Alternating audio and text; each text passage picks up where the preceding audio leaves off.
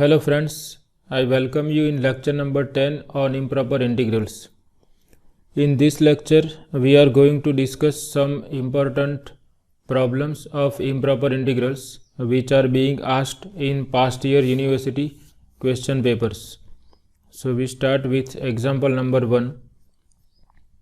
We are asked to check or we are asked to investigate the convergence of this improper integral with limits from 5 to infinity of the function 5x over 1 plus x square raised to 3.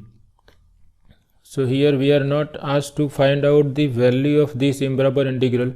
We just have to check whether this improper integral is convergent or divergent.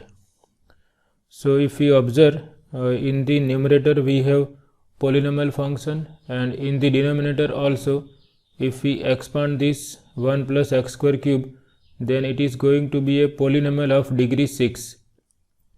So as we have discussed in previous lectures, we can apply limit comparison test here. For that we have to check that given function behaves like which function. So we can see here maximum power of x is 1, and here if we expand this, then maximum power of x will be x raised to 6. So as x is approaching infinity, we can say that this function may behave like 1 over x raised to 5. So from this we can have the idea that we have to compare given function with which function. So we will compare given integral of this function with the integral of this function 1 over x raised to 5. So first we assume that suppose this given function is denoted by fx, x is running from 5 to infinity. We can write in this way also, or x is in the closed upper interval 5 to infinity, and we consider gx equal to 1 over x raised to 5. X is running from 5 to infinity. So because x is starting from 5, x is non-zero, so this is defined. Now we find out what is limit of this quotient fx over gx as x tends to infinity. So for this we substitute values of fx and gx, and this we can rewrite as 1 over x raised to 5 equal to x raised to 5 divided by 1. So this x raised to 5 will be multiplied with this. So we have 5 times x raised to 6, and here we have 1 plus x square cube. Now if we consider x approaching infinity, then this is going to be infinity by infinity form. So we can evaluate this limit by L'Hospital rule also. But here we are not applying L'Hospital rule. Here we consider division of numerator and denominator by x raised to 6. We divide numerator and denominator by x raised to 6. So here we will have 5 into x raised to 6 is divided by x raised to 6. So we will have 5 in the numerator, and here we divide by x raised to 6. Now this x raised to 6 can be written as cube of x square, and if we consider this, we can rewrite this as cube of 1 plus x square over x square, and this we can rewrite as 1 by x square plus 1. And now if we consider limit as x approaching infinity, limit of 1 by x square is 0, other things are constant. So limit is 5 divided by 0 plus 1 cube, which is 5, and therefore limit is positive and finite. Limit of fx over gx as x tends to infinity is positive and finite. So by limit comparison test, if integral of gx is convergent over 5 to infinity, then integral of fx will be convergent. So now we check the integral of gx from 5 to infinity. So this is improper integral of type 1. So as we know, we have to replace this infinity by b and we consider limit as b tends to infinity, and we can rewrite 1 over x raised to 5 as x raised to minus 5. Now integral of x raised to minus 5 is x raised to minus 5 plus 1, that is x raised to minus 4 divided by minus 4, and this we can rewrite as minus 1 by 4 limit b tends to infinity. X raised to minus 4 is written as 1 over x raised to 4. So first we consider this x equal to b and minus x equal to 5. So we have 1 over b raised to 4 minus 1 over 5 raised to 4. And if we consider limit as b tends to infinity, this is going to be 0 minus 1 over 5 raised to 4. And this negative is positive, and we obtain 1 over 4 times 5 raised to 4. So here we obtain finite real number as the value of this integral. So therefore integral of gx over 5 to infinity is convergent, and therefore by limit comparison test integral of given function from 5 to infinity is also convergent, and fx is nothing but 5x over 1 plus x square cube. So this integral is also convergent by limit comparison test. So whenever we have rational function, that is division of polynomials, then it is better to select our function gx in this way. We consider highest power of x in the numerator divided by highest power of x in the denominator, and that will be the function which we will select as gx. We consider another example.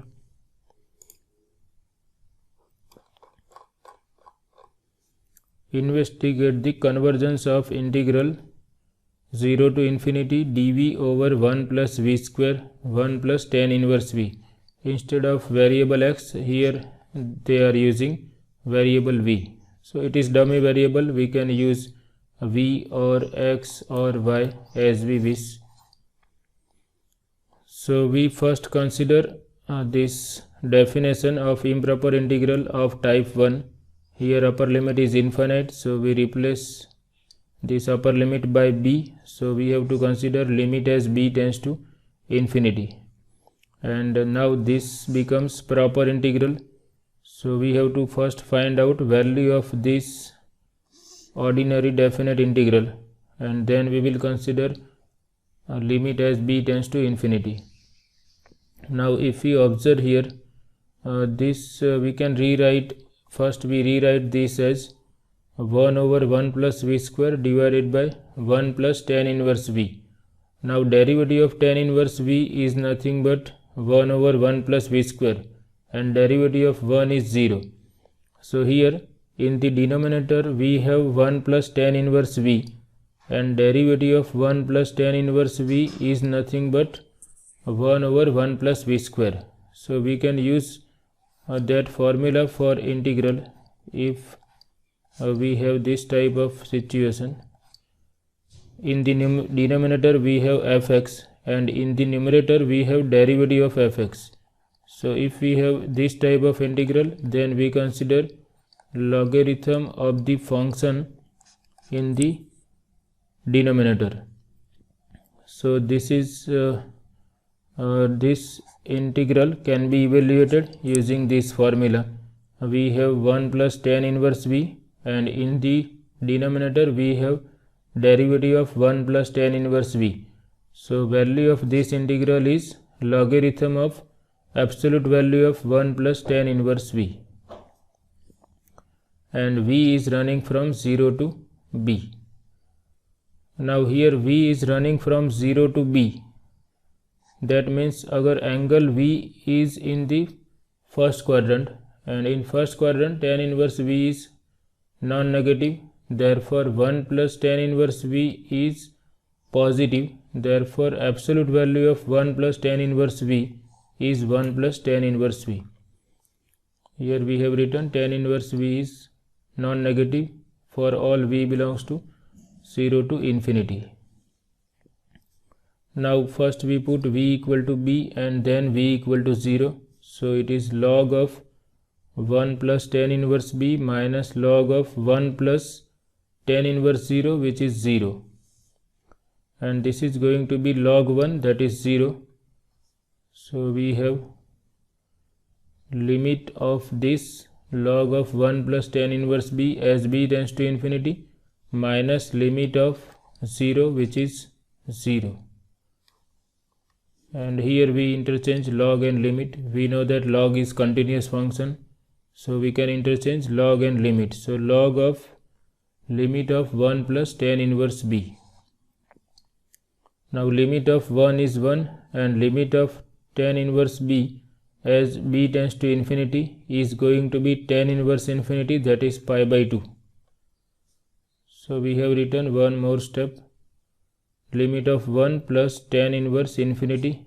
Tan inverse infinity is pi by 2. So we obtain log of 1 plus pi by 2, that is integral has finite value.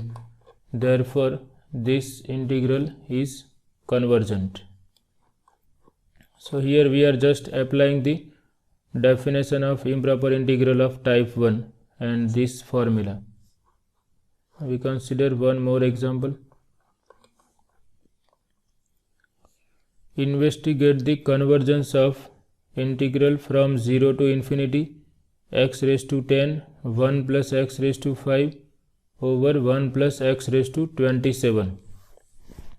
So here also this function is a rational function, that is division of polynomial. If we consider highest power of x, then we will have, if we multiply these two, highest power of x will be x raised to 10 plus 5, that is x raised to 15. And if we expand this, we will have maximum power of x as x raised to 27. So x raised to 15 divided by x raised to 27, that is x raised to 27 minus 15, which is 1 over x raised to 12. So we can compare this integral with integral from 0 to infinity 1 over x raised to 12 dx. But here we have x in the denominator, so this becomes infinity at x equal to 0. So this is improper integral of type 1 as well as type 2. So instead of considering comparison with integral 0 to infinity 1 over x raised to 12, what we can do is we can compare with integral from 1 to infinity, and here also we will consider this integral as a sum of two integrals 0 to 1 and 1 to infinity. Now this integral is going to be ordinary definite integral because there is no x in the denominator, so no problem at 0 and 1. So this integral is going to be ordinary integral, so that is also that is always convergent. And this remaining integral we will compare with integral from 1 to infinity 1 over x raised to 12. So first we write our given integral from 0 to infinity as a sum of two integrals, integral from 0 to 1 plus integral from 1 to infinity. Now this first integral is ordinary definite integral. Okay, here there is no x in the denominator, so there is no problem at 0 and there is no problem at x equal to 1 also. So this is ordinary definite integral, so it is always convergent. This is improper integral of type 1 because here we have upper limit is infinite. So this we will compare with integral from 1 to infinity 1 over x raised to 12 dx. So here we can write that this integral is not improper, it is ordinary definite integral, and so it is convergent.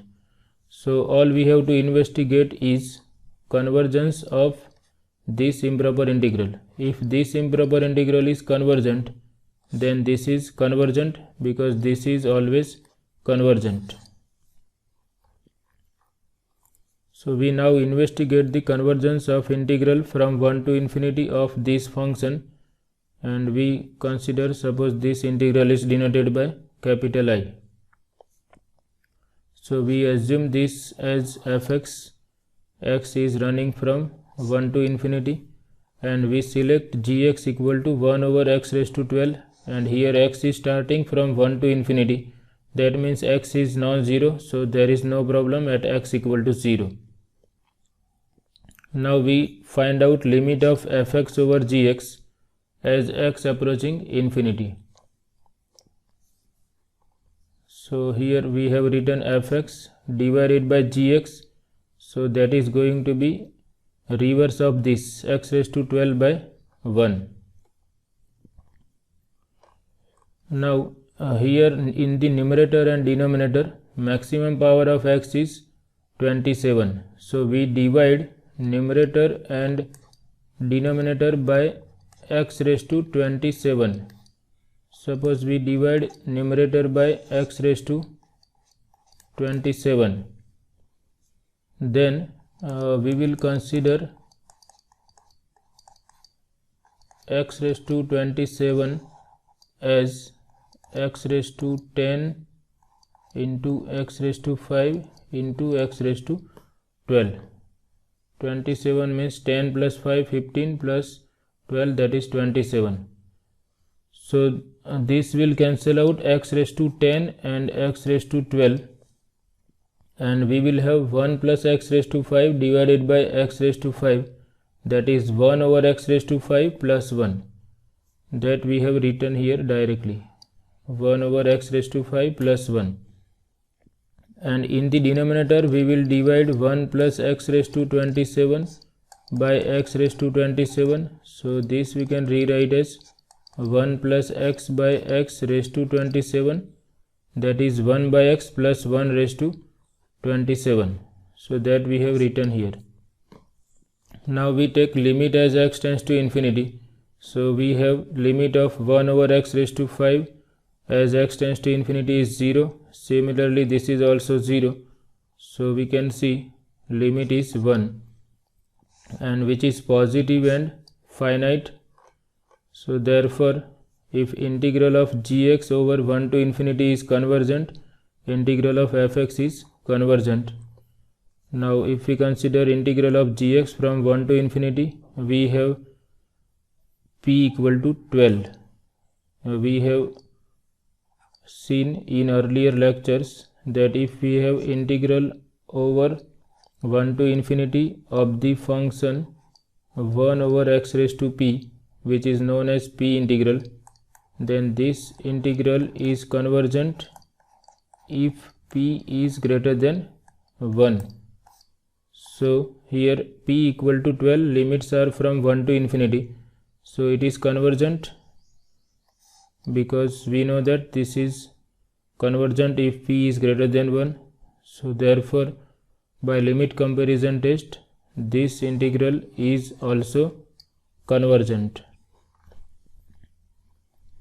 and hence given integral is also convergent. Given integral we have written as sum of two integrals 0 to 1 and 1 to infinity. This was convergent because it is ordinary definite integral, and we have shown that this is also convergent. Therefore integral from 0 to infinity of this function is also convergent. We consider one more example. Find the values of p for which the given integral converges, and evaluate the integral for those values of p. So we are having two integrals. We will discuss them one by one. First we consider this one, integral from e to infinity 1 over x log x raised to p dx. So here we have to consider two cases. First we discuss for p equal to 1, and then we will discuss for p not equal to 1. So if we put p equal to 1, given integral becomes integral from e to infinity 1 over x log x. Here we consider p equal to 1 and we obtain this integral. So we check the convergence of this integral. So this integral can be rewritten as we replace upper limit by b and limit as b tends to infinity. Now this is proper integral, we can evaluate it easily. For that, if we observe, we can rewrite this function as 1 by x over log x, and this 1 by x is nothing but derivative of log x. So first we have rewritten this in this way. So we have in the denominator we have log x and in the numerator we have derivative of log x. So integral of this function is log of mod log x. We are using that formula again. Integral of f dash x over fx is nothing but logarithm of absolute value of fx. So first we put x equal to, before that here x is starting from e, that is x is greater than or equal to e, and for x greater than or equal to e, log x is always positive. So therefore absolute value of log x is log x.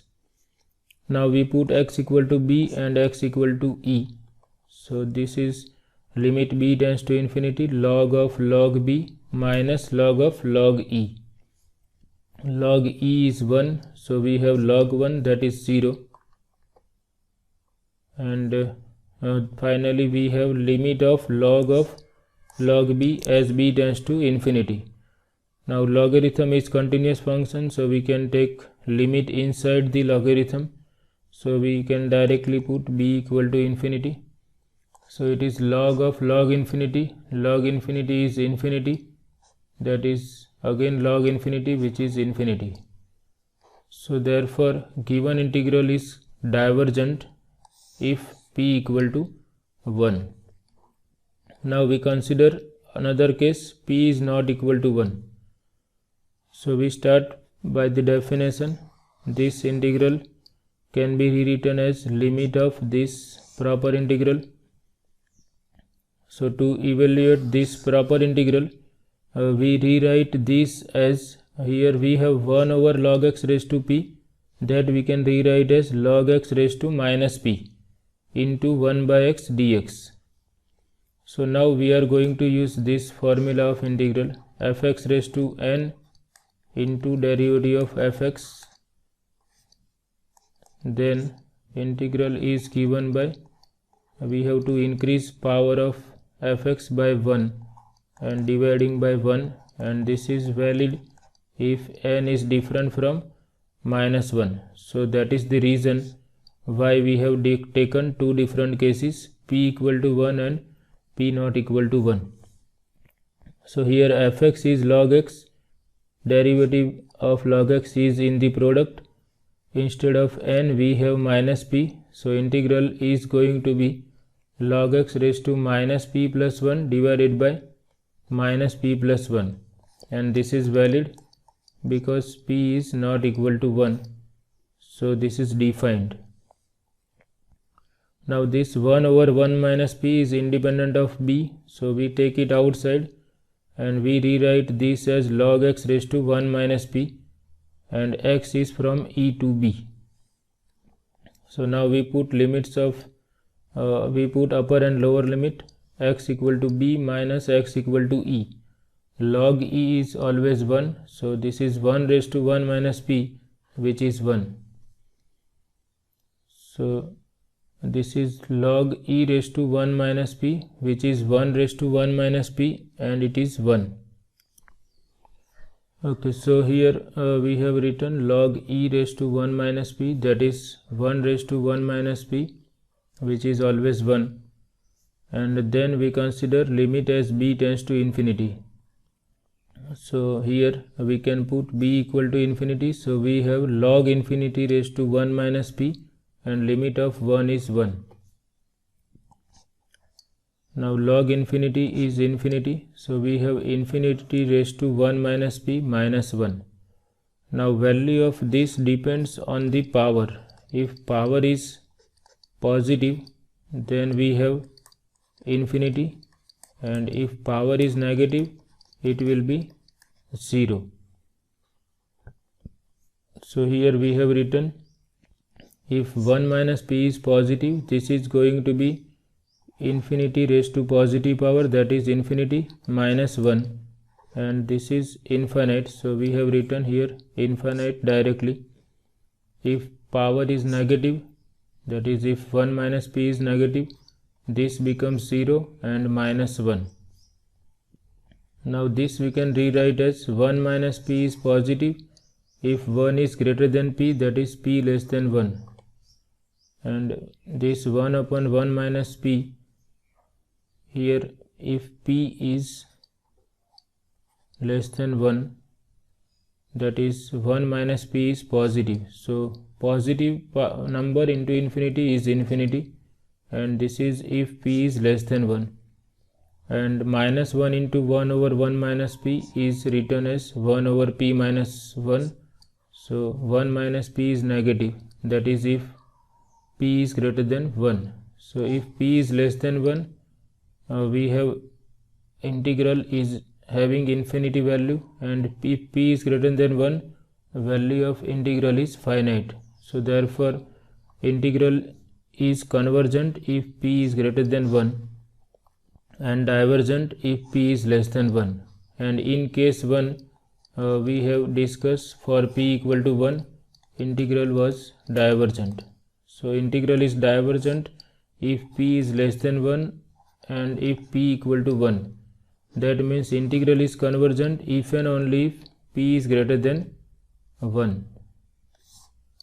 And value of integral is given by 1 over p minus 1 for p greater than 1.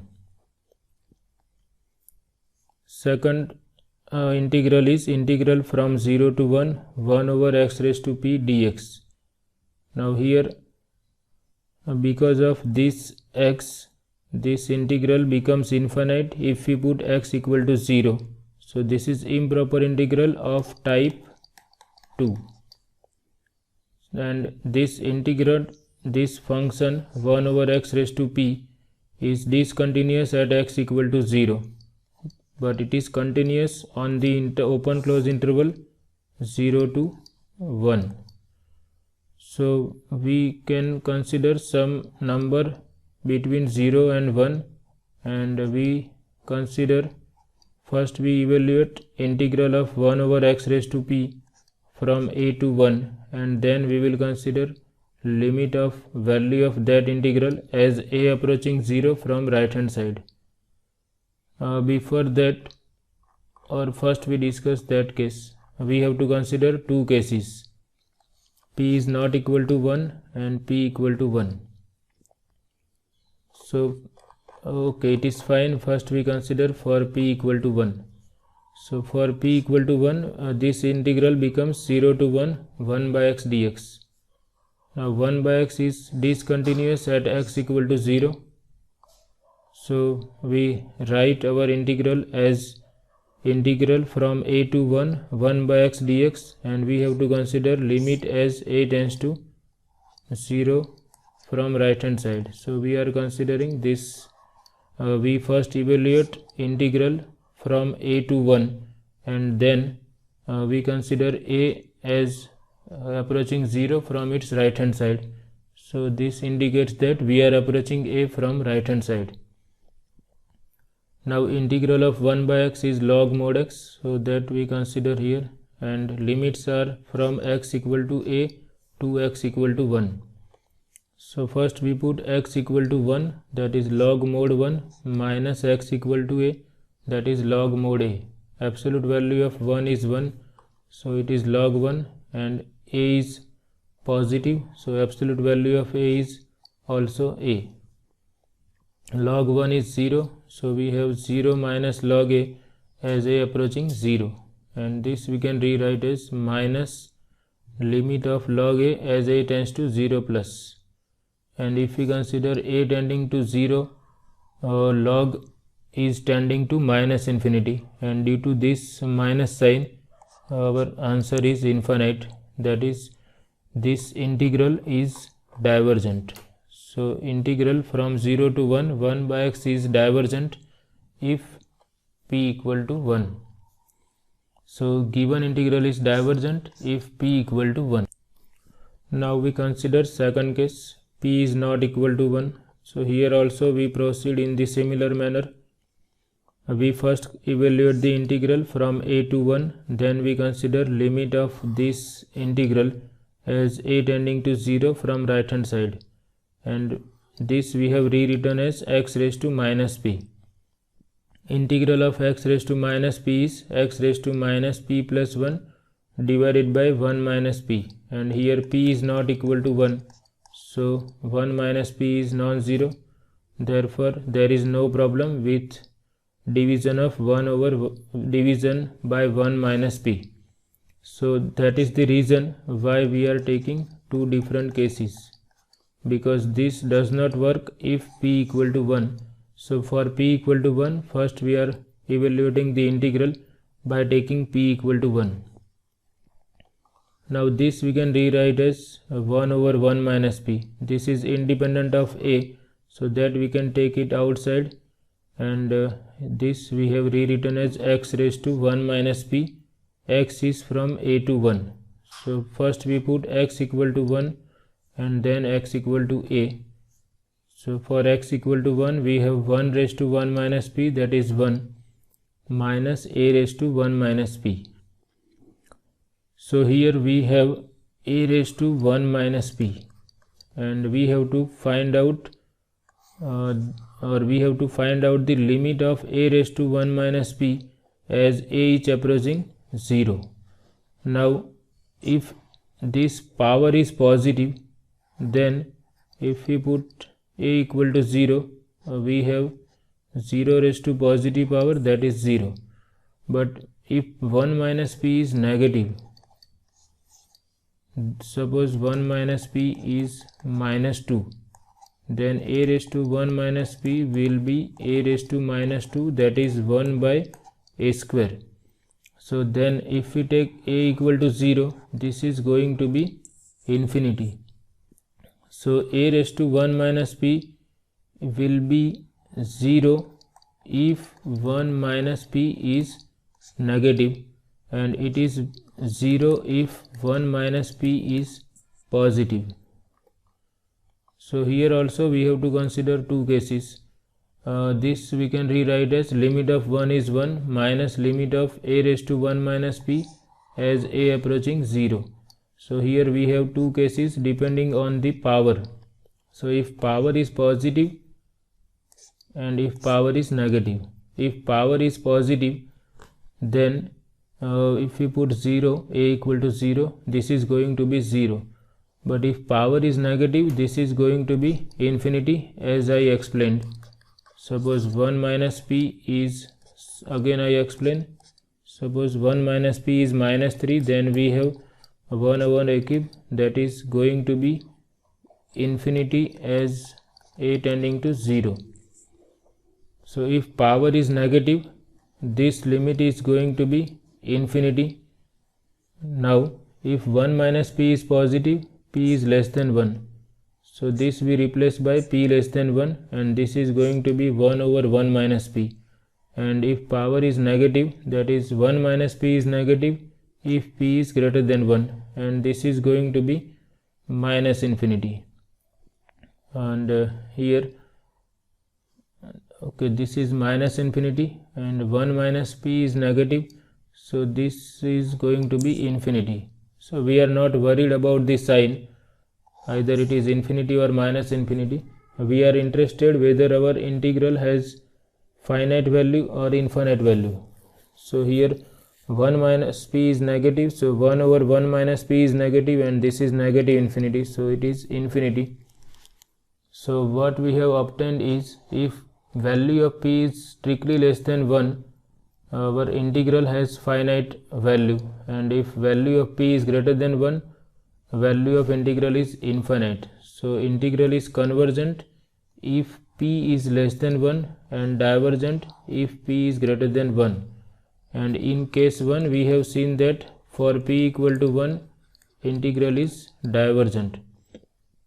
So we have proved that integral is convergent if p is less than 1 and value of integral is 1 over 1 minus p. So from above two cases we conclude that this integral converges if and only if p is less than 1 and value of integral is 1 over 1 minus p for p less than 1. So if you recall, for improper integral of type 1 we have seen this type of p integral, and we have shown that this integral is convergent if and only if power p is greater than 1, and this is different from this. Here function is same, but we have limits from 0 to 1 over x raised to p dx. So here p is less than 1 for convergence. This is convergent if and only if p is less than 1, and integral of same function from 1 to infinity is convergent if and only if p is greater than 1. So do not mix these two integrals, both are different. So this is all about today's session. I hope you like this lecture. Thank you very much.